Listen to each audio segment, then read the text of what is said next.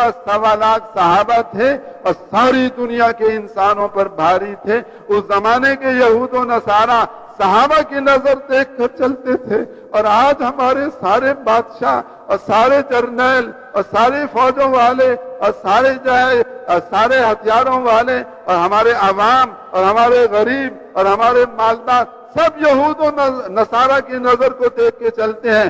کن کی نظر کو دیکھ کے چلتے ہیں؟ یہ یہود و نصارہ کون؟